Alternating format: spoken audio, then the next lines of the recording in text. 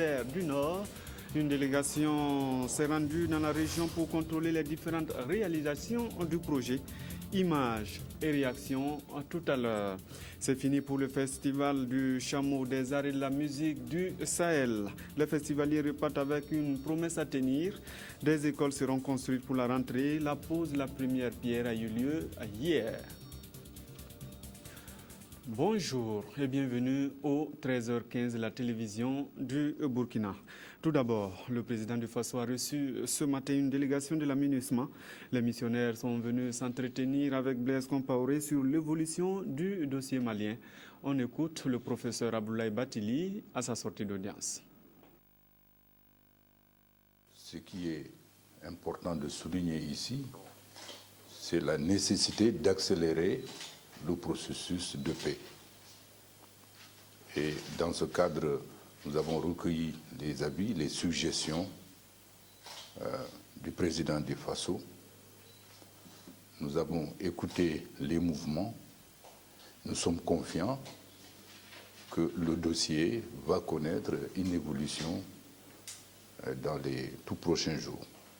Et encore une fois, nous voulions remercier le président pour tout le rôle qu'il joue en tant que médiateur de la CEDEAO pour sortir de cette situation. Vous le savez, cette situation d'ailleurs a beaucoup évolué depuis le 18 juin, date de la signature de l'accord préliminaire de Ouagadougou, puisque depuis lors, il y a eu l'élection présidentielle. Le Mali est maintenant doté d'un président légitime, élu à une écrasante majorité. Il a formé un gouvernement qui fonctionne. Des élections législatives ont été organisées. Une nouvelle Assemblée nationale légitime va être mise en place dans les tout prochains jours. Donc, les deux piliers de la République, que sont la présidence de la République et l'Assemblée nationale, sont maintenant bien en place. C'est déjà des pas extrêmement importants qui sont faits dans le sens de l'évolution du positif de ce dossier. Les mouvements également ont montré leur volonté de travailler. Dans ce cadre, nous avons tenu déjà beaucoup de réunions. Il est question maintenant d'aller dans le sens de ce qui a été dégagé, d'une part, par la résolution du Conseil de sécurité, la résolution 2100 du 25 avril, et les accords préliminaires de Ouagadougou du 18 juin. Dans ce contexte, nous allons vers la poursuite des discussions autour d'un certain nombre de questions, telles que par exemple le cantonnement menant au désarmement, à la démobilisation et à la réinsertion des combattants, mais également le déploiement des services sociaux de base au Nord Mali, avec l'appui de la communauté internationale qui a marqué une très grande disponibilité à l'égard du Mali, comme vous le savez. Mais en même temps, comme introduction au pourparlers inclusif,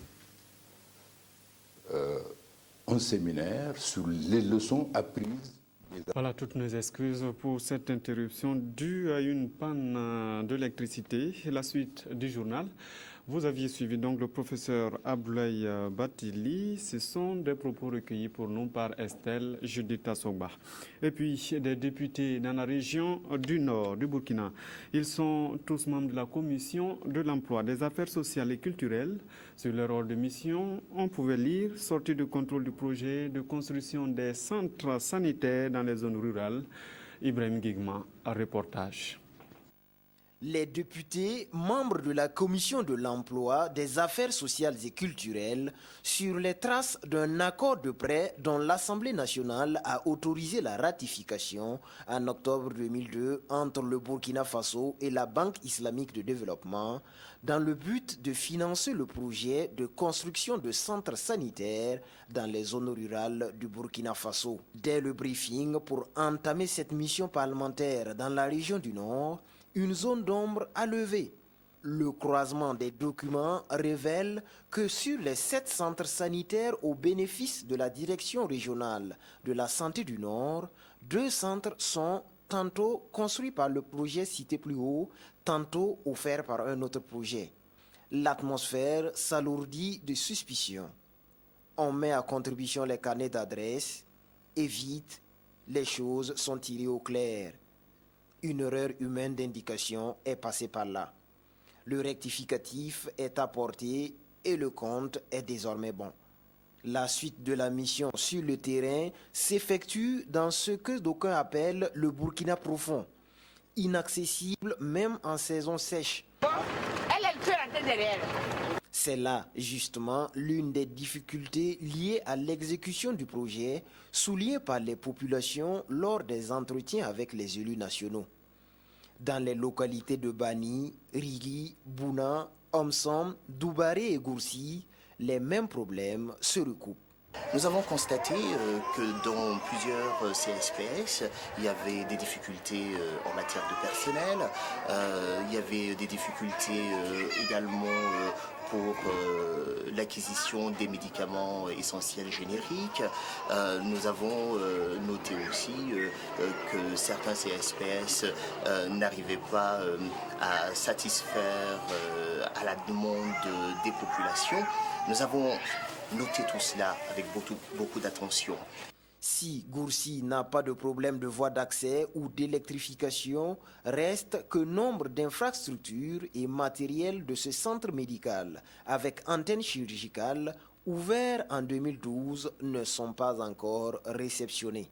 On a vu quelques maladresses, quelques mauvaises finitions, mais je pense que c'est en renforçant le suivi donc, des différents chefs de projet et des projets que l'on peut solutionner ces difficultés-là.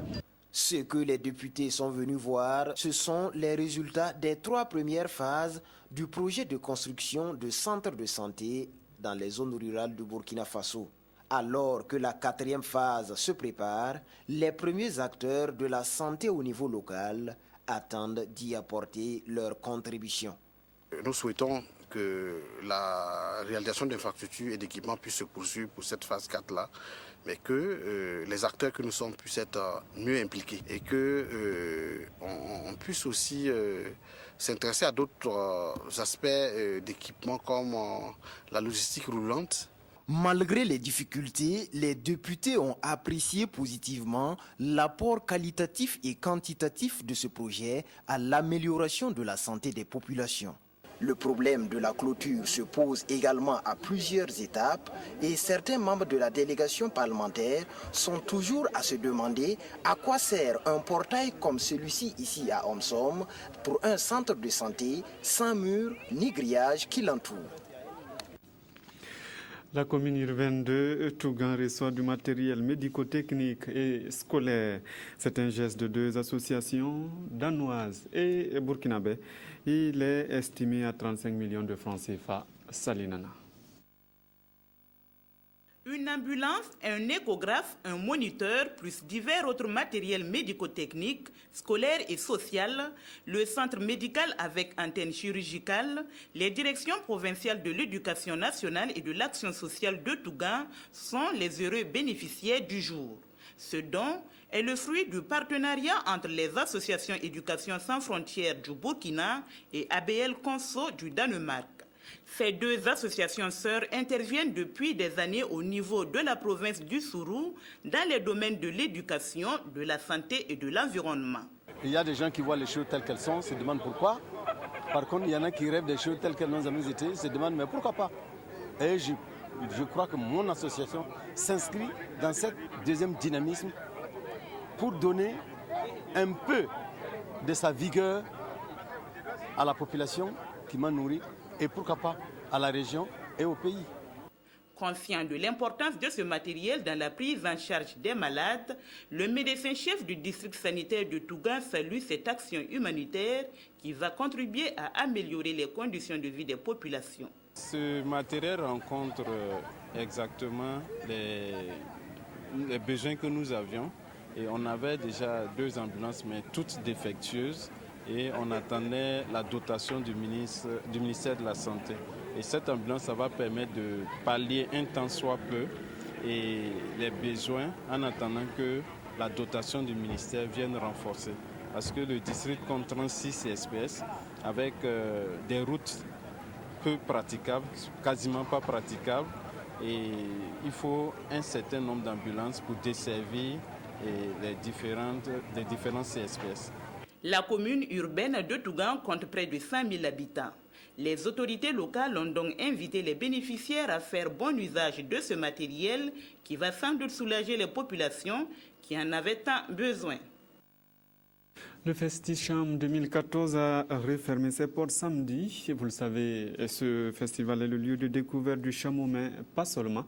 En plus de la course du chameau, il y avait aussi de la musique et une conférence. Fousseni Kindo.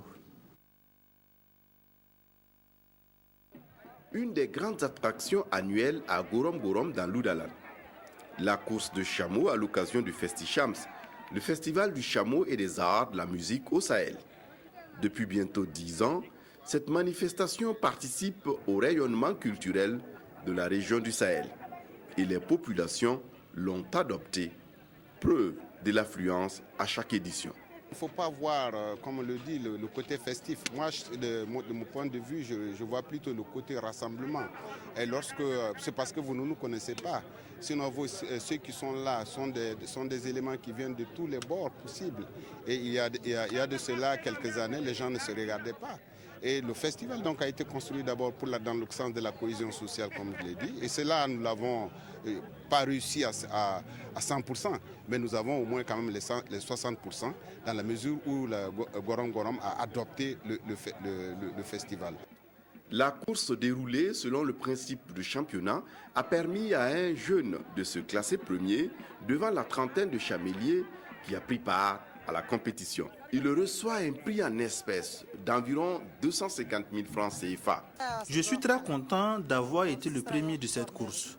Il est vrai, ce n'est pas toujours facile de se préparer pour une telle compétition. Un des temps forts de ce festival a été la conférence publique sur le thème des fermes-écoles comme alternative au développement du cheptel dans l'Oudalan. Je dois reconnaître que c'est une filière qui a besoin d'être mieux développée que ce que nous connaissons aujourd'hui. C'est une filière à l'intérieur de laquelle la base que constitue, j'allais dire, le développement, l'amélioration de l'animal n'est pas véritablement prise en compte comme il faut. Pourtant, le lait du chamel est un aliment extraordinairement riche. C'est en cela que nous voulons, à partir d'initiatives comme celle-là, surtout redonner tout l'intérêt qu'il faut à cette filière-là. C'est fini pour le Festichams 2014. Rendez-vous en 2015 pour de prochaines aventures humaines à l'occasion de ce rendez-vous culturel. Et puis le Festicham, c'est la culture, mais aussi le développement. Grâce à ses partenaires, 2 écoles primaires et un collège vont s'ouvrir à la rentrée. Le lancement des travaux a eu lieu hier au secteur 1 de Gorom. Nos reporters Fousseni Kindo,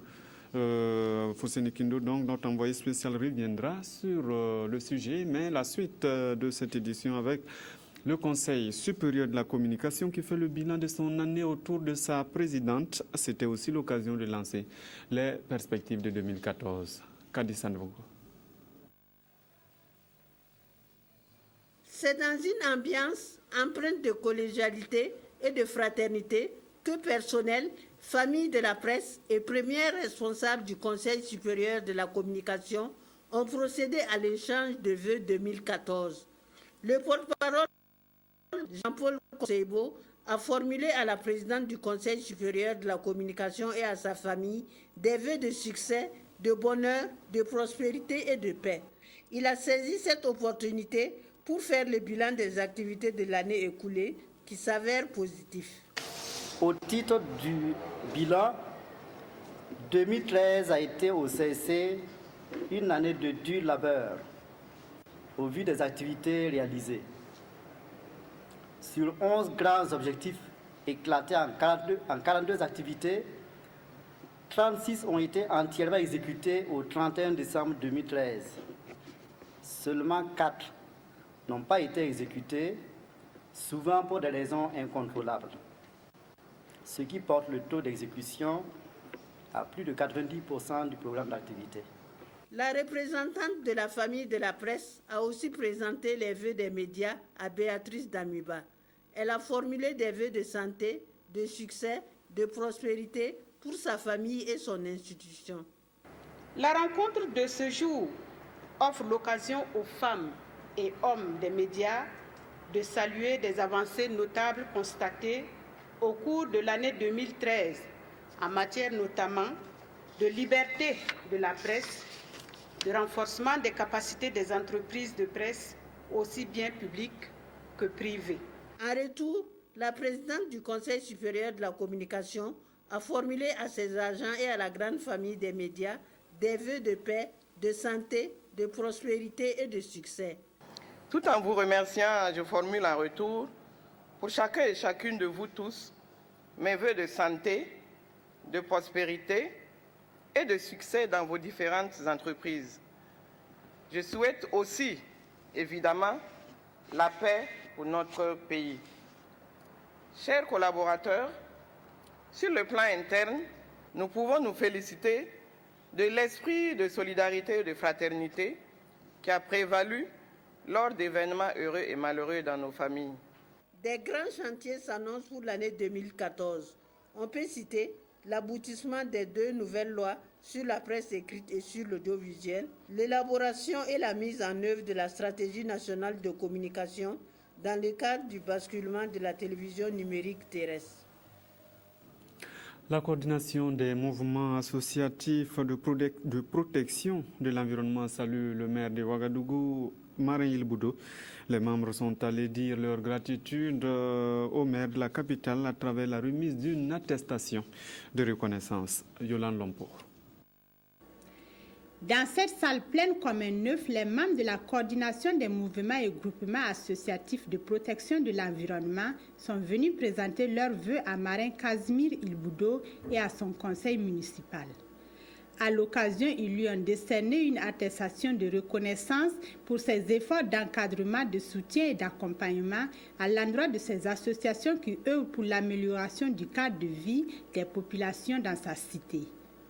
Le maire leur a présenté en retour ses vœux de santé et de solidarité afin de leur permettre de partager les actions communes qui seront engagées en leur faveur. Ils ont par ailleurs sollicité en tout cas l'exécutif municipal pour les associer aux différentes missions à l'extérieur. Nous avons pris cela en compte, mais nous allons examiner cela à l'interne avant de prendre une position. Nous avons sollicité, assurer le plaidoyer auprès des autorités gouvernementales pour la poursuite en tout cas de ce projet, dont les bénéfices en tout cas touchent en tout cas un grand nombre et dont les échos nous sont parvenus en retour par les différentes composantes de ce projet-là.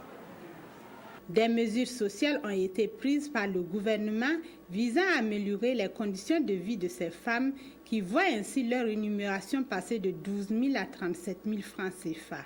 Le message, c'est d'abord présenter nos vœux au maire et à son conseil municipal.